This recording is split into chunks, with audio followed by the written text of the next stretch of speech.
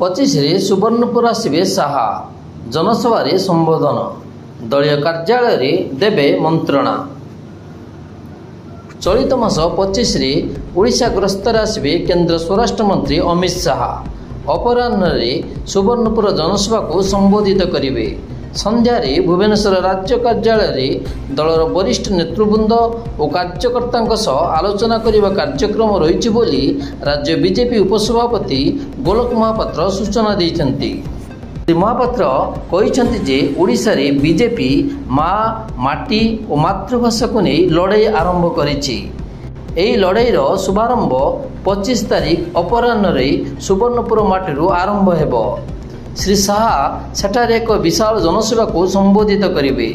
संध्यारे निर्वाचन रणनीति संपर्क में दलीय कार्यकर्ता सहित आलोचना करेंगे एवं भुवनेश्वर रात्रि यापन करेंगे।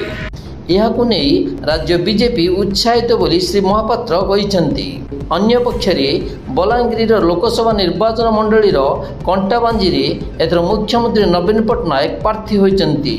से संसदीय क्षेत्र अंतर्गत सुवर्णपुर को श्री शाहर गस्त को नहीं राजनीतिक महल में चर्चा जोर धरी। सूचनायोग्य जे ओडिशा रे पूर्ण संख्या गरिष्ठतार बीजेपी सरकार गढ़ बोली बीजेपी राज्य सभापति मनमोहन सामल सहित राज्य निर्वाचन प्रभारी विजयपाल सिंह तोमार सहप्रभारी लता उसेंडी भली बहु वरिष्ठ नेता कही आसुचंती।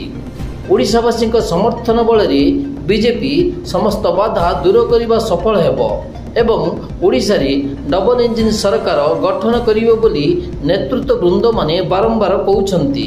एही परिप्रेक्षी स्वराष्ट्र मंत्री श्री शाह ओडिशा ग्रस्त राजनीति पई बेस गुरुत्व बहन करुछि। The report 3KYT।